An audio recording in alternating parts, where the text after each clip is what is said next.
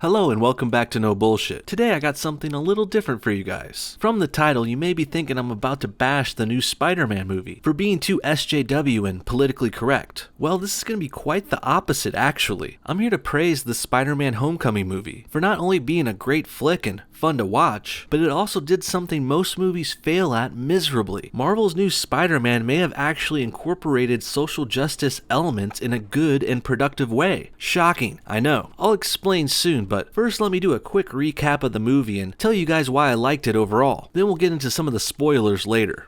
What's the matter? Thought you loved larb. It's too larby? Not larby enough.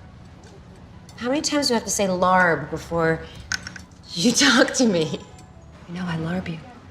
Spider-Man Homecoming was officially released yesterday, July 7th, 2017. Boasting a 91% rating on Rotten Tomatoes, Spidey is already certified fresh by critics and fans alike. I saw an early showing on Thursday night and I would easily rate it an 8 out of 10. Great story, good characters, top-notch action, and most importantly, it's really funny. Probably the best sense of humor in a Marvel movie since Ant-Man, which is another one of my favorites. Spider-Man Homecoming does everything right for a superhero movie, and then some. What really made it stand out for me was, again, the humor, and along with that, it was set in a high school. Peter Parker is portrayed as a real kid going through real problems at a real high school, and seeing this kid try and balance high school with superhero duties is quite the delight to see. In fact, this is reminiscent of early Spider-Man comic books, where the original Spider-Man was a teenager just like in Homecoming. Needless to say, if you like superhero movies, or even just action or comedy ones, Spider-Man is a must-see for this summer. Okay, enough corporate shilling. I swear I'm not getting paid to say this shit, guys. I wish I was, though. Anyway, let's get into some details of the movie and how it incorporated a few SJW elements. And it didn't even fuck things up. So after this point, we're gonna get into spoilers. Spoiler warning, if you care about that sort of thing.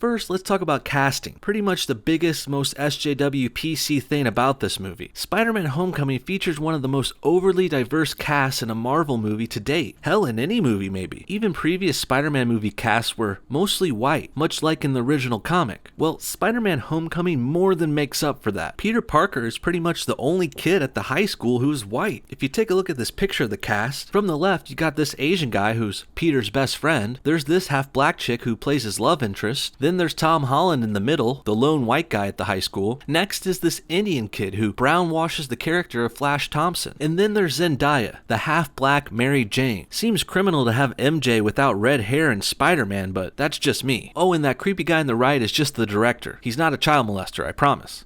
Hey, Spita! Guys, Peter? yeah, I was hoping maybe I could rejoin the team. No way.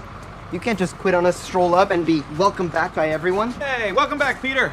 So before seeing the movie, this may have looked like a forced diversity shit show, but fortunately, the movie turned out to be great. All the actors played their parts very well, and that's all that really matters to me. Especially the new Indian Flash Thompson. When he jokingly called Peter Penis Parker, he won me over that instant. I was cracking up. Other distinctively diverse casting choices to note were Hannibal Buress and Donald Glover playing a couple of comedic supporting roles. And also there's the Shocker, a supporting villain who quite literally is replaced by a black guy in the movie, on screen. The Vulture decides to kill the first white Shocker for insubordination, and then he promptly hands over the mantle to a black guy who's standing next to him. This may seem a little overt and over the top, but since it was funny and goes along with the story, I really have no problems here. These are all more good examples of diversified casting done right. Another thing to note before we move on from casting is that the film is of course set in the Queensboro of New York City, one of the most diverse neighborhoods in our country, so multiculturalism is to be expected. My only nitpick here would be Peter Parker's love interests. He starts off crushing on Liz, the hot, almost all black chick here, who's fucking 27 years old in real life. Can you guys believe that? Anyway, that love story doesn't really pan out by the end of the movie, and it appears Zendaya's character is set up to be his next love interest in the next movie or something like that. I mean, the girl says her nickname is MJ at the end. That's gotta mean something if you follow Spider-Man stories at all. So that means Marvel's new Peter Parker has quite the affinity for black chicks, or half-black ones. Maybe he's like the Robert De Niro of superheroes or something. He's like a non-Jewish Bill Maher. But can you really blame him? If I had hot half-black chicks like this run around in my high school, I'd be into that too. My friends are up there!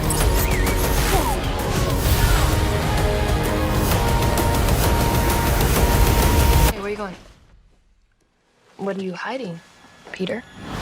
Next, we're going to talk about the Washington Monument. There's a particular sequence in the film that takes place there which is hard to ignore. The kids are visiting the monument on a field trip, and one teacher asks Zendaya's character if she wants to go up in the tower with them. She says something along the lines of, "I'm not going to honor a monument that was built by slaves." To which the teacher turns to a guard and says, "That's not true, is it?" And then the guard basically gives him an iffy, maybe kind of hand move, which turns into a good laugh for the movie. Even I thought it was pretty funny, and I used to be a slave owner. Not to mention it was a pretty accurate joke, since there was certainly some slave labor involved in the quarries that provided stone for the Washington Monument. It was built before the Civil War, after all. No, not that Civil War. That's a great movie too, though, but I digress. And since this is the only big SJW kind of joke I can remember in the movie, I could easily say this film didn't overdo it with the politically correct shit at all. They did a fine job finding a diverse and talented cast, and they even managed to make a few racy jokes without halting the movie and making it feel weird. In the end, Spider-Man Homecoming is a shining example of multiculturalism in Hollywood done right, which is really surprising since the studio that owned Spider-Man, Sony, they also made one of the worst SJW movies of all time just last summer. Sony's Ghostbusters of 2016 was the exact opposite. That was one of the worst SJW movies. They butchered the casting, and the joke making all felt flat and forced. So seeing Sony completely redeem itself with one of my favorite characters, Spider-Man no less, it was quite the happy surprise to say the least. What do you guys think? Is Spider-Man Homecoming great, or is it super great? Does the new Peter Parker have a case of jungle fever? Comment below, and thanks for watching No Bullshit. See y'all next time. And don't forget, this show is funded and supported by viewers like you. Like, comment, and subscribe for new videos every week. Hit that bell button below to get email notifications of our new uploads. We also have merchandise such as shirts, sweaters, stickers, and coffee mugs in our Teespring store. Join our Patreon to support monthly for as low as $1. You can get bonus videos and all kinds of cool stuff. There's also Amazon affiliate links and all of our other links in the description below. Thanks again for watching and supporting.